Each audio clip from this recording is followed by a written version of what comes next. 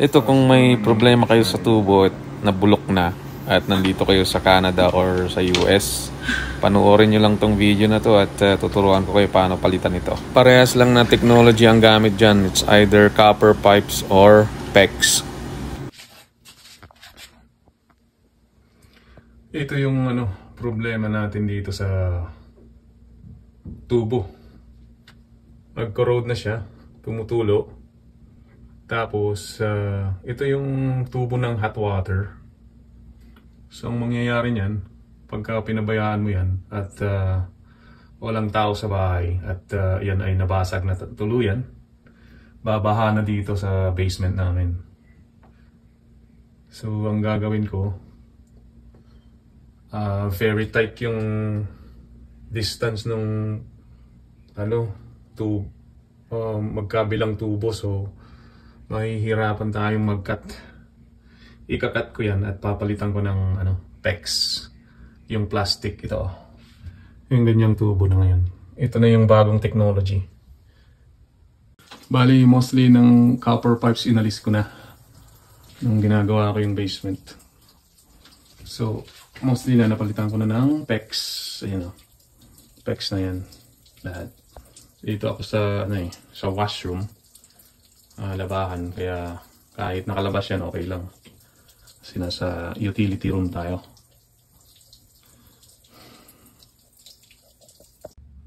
Ang pinaka-challenge ko ngayon ay ito yung cutter ko, cutter ng 3/4 na hindi ko maro-rotate kasi nakaharang ito. So hindi na naisip nung gumawa dati paano kung i-maintain mo na siya. Although titingin tayo ng space kung saan pwedeng mag-rotate nito.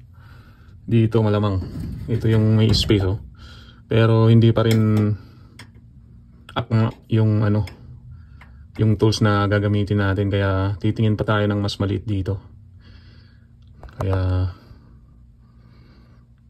pupunta akong Canadian Tire, susukatin ko yung space nito para maano natin kung saan natin pwedeng i-cut at kung gaano kalaki yung tools na bibili natin. Ayan. Bali T-flange. Mayroon dito nakakonect na 3/4 na tubo. Mayroon din nakakonect doon kasi ito yung papuntang taas naman na tubig. At ito naman papunta sa sala, which is mas maliit na tubo. So ang gagawin natin, babaguhin na lang natin to, ikakat natin lahat. Tapos papalitan na lang natin ng PEX. Yun yung plastic at very it's easier to do kasi hindi ka na maghihinang. Ang gagawin mo lang ay magkikrimp. Tapos pagka i-connecta mo tong copper, tsaka yun, kailangan mo ng shark bite na ipupush through mo lang bawat isang tubo. At magkoconnect na siya ng walang leakage. Depende doon sa pagkakat mo. Hindi ko pwedeng gamitin yung hacksaw dito kasi yun, nabubungi-bungi pagka nilalagari mo. So kailangan mo talaga ng copper cutter. So ito na, nakabili na tayo sa Canadian Tire. Sana ay okay yung sukat nito para ma-rotate natin at makat natin yung tubo. So ito na nga ang the best. Ayan, pwede siyang ma-rotate. Although masikip talaga, pero ito na yung the best natin gagawin. Ayan. So nakabili tayo ng for $14.50 with lifetime warranty. Ayan. Napaka-insensitive talaga nung gumawa kasi hindi niya na naisip na lagyan ng mas magandang space to just in case na wala tayong akmang gamit para ma-rotate itong para maikat itong tubo na to, just in case may leakage na siya. Ang unang gagawin natin ay isasarado natin yung main supply ng tubig galing labas, Sasarado natin yan. Kailangan mong isarado yan para hindi magtuloy-tuloy yung supply. Yan. Susunod mong gagawin, open mo lahat ng faucet. Yan, wala na siyang pressure. Pero open mo para lumabas yung tubig. Yan. Wala na siyang ano. Open natin yung tangke. Yun. Yung labas niya yung mainit. So, ubusin natin yan. Drain natin. Tapos, kukuha na tayo ng liha. Pagka naputol, lilinisin natin yung tubo. Ayan, hayaan lang natin maubos yan. And then, ikakat na natin. Ang gagamitin naman natin, ano? So, since dalawang size ng tubo yun, isang 3/4 tsaka isang 1/2. So, parehong pecs ang gagawin ko. Ayun, ito na yung T-flange na magkokonekta sa tatlong nodes. Isang 1/2, dalawang 3/4. So, ito yung ring na gagamitin natin. At paano natin pagkokonikin yung copper tsaka itong plastic pagka ano na. Ang gagamitin natin ito. Shark bite. Yan. Ang tawag dyan. Flange pipe. Pupush mo lang yan kabilaan para magkonekta yung dalawa. Ito naman yung sa 3/4. Ano? So, ipupush mo rin din yan. So, saglit lang, ano? Hindi ka na maghihinang. Tapos, para ano siya, dumikit naman itong copper or itong PEX doon sa T-flange. Para dumikit naman dito, kailangan mo ng ring at saka crimper. Ito naman yung ring ng 1/2. Tapos, ito naman yung ring ng 3/4. Tapos, para ma-press mo yan, ito yung crimper niya. So, meron tayong 1/2 dyan, tsaka may 3/4. So, binili ko lang ito ng 100. At para makat mo yung plastic na tubo, ito naman ang gagamitin mo. Yan, kompleto na ata. Alright. Tapos, hindi mo kakalimutan linisin yung copper ng liha bago mo ikabit yung mga to. Alright. Pipe cutter. Pagka maganda yung espasyo niya. Kasi mai-rotate mo yan eh. Ngayon, ito yung nabili ko ngayon. Para sa masikip na espasyo. Para mai-rotate mo pa rin. Ayan. Kakat mo yung copper pipe. Which is gagawin na natin yan. So, ito na yung the best na pagkakatan natin ito. Ito.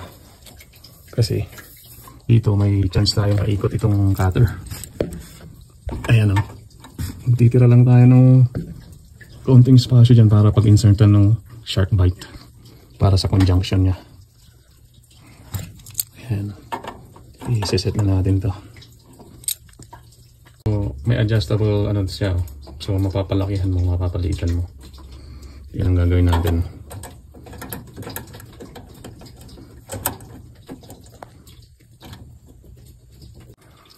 Ayan, na siya. Nakaset na siya. Mahigpit na siya. So, nakabaon na yung ngipin yan. Ang gagawin mo na lang, i-rotate mo siya. Para makat yung tubo. Kailangan pantay yan. Para hindi natin ang leakage yan. Straight naman siya. Ayan. Rotate natin.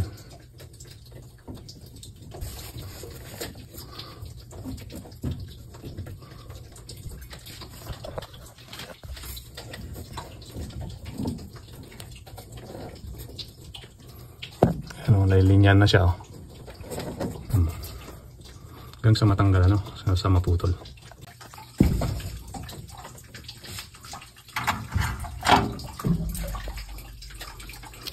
Ito na.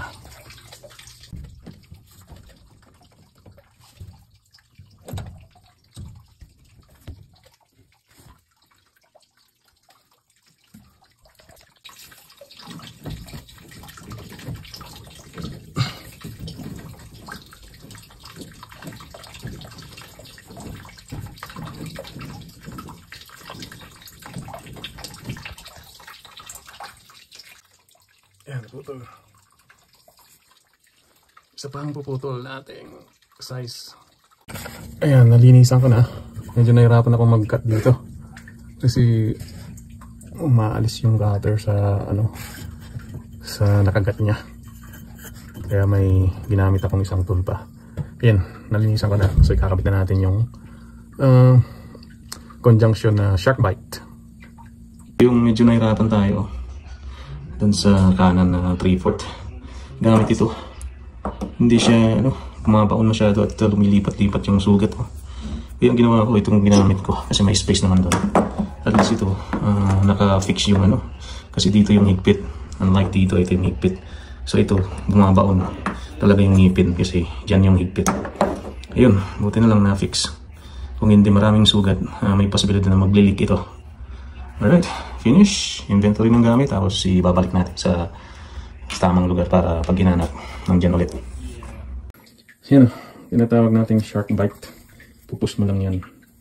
Hanggang dito dapat yung tubo na pupush mo, May na yan. Sa loob niyan, may mga ngipin para higpit ang grip doon sa tubo.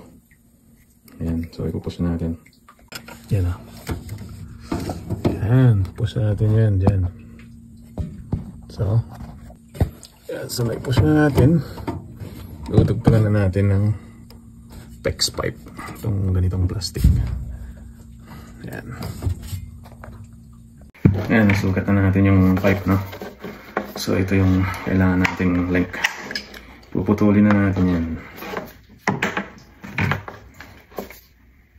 Yan. Yan lang, putol natin. Tapos ito naman yung ipupush natin doon sa kabila. Tapos i-crimp na natin to. Kasi ito yung conjunction na T-plunge. Bago natin ikabit, i-crimp na natin.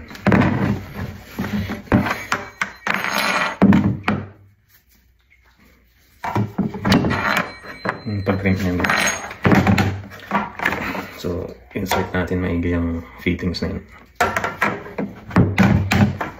Tapos itong crimper natin.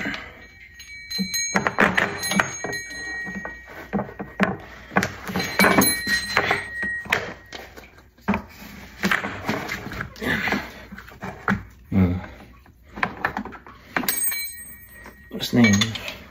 Yun na nakapush. Crimp.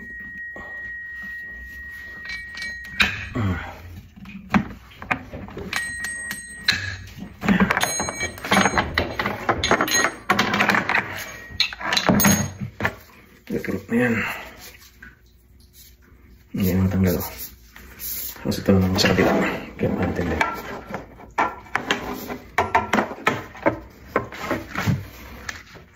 Ayun. Crimp na natin yung kabila rin. So ito lang yan. Pasok mo yan. Rim. Tapos i-insert mo na yan. Ayan. Insert mo siya maigi. Yun. So kailangan kaya na yung maigi. Tapos kikrimp natin ulit.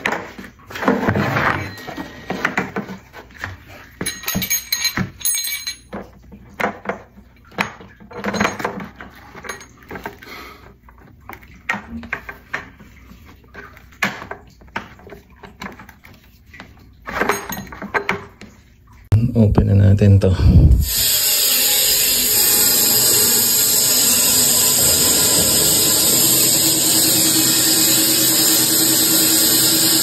Lakas ng presyo.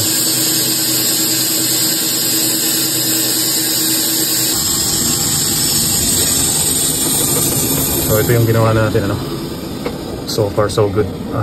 Awa ng Diyos. Wala siyang leakage. Ayan. So, gagawin ko na lang. Tataas ko na lang to. So far, so good. Thanks God. Thanks God. Wala siyang leakage. Awa ng Diyos. Ayan. So, back to normal tayo. Back to operation. May natapos tayo ulit today. At natanggal natin yung bulok na pipe. Ayan. Ito na yung tinanggal natin, So, bulok na siya. Pero itong mga natitirang tubo, pwede pa nating magamit yan. So dyan lang muna yan.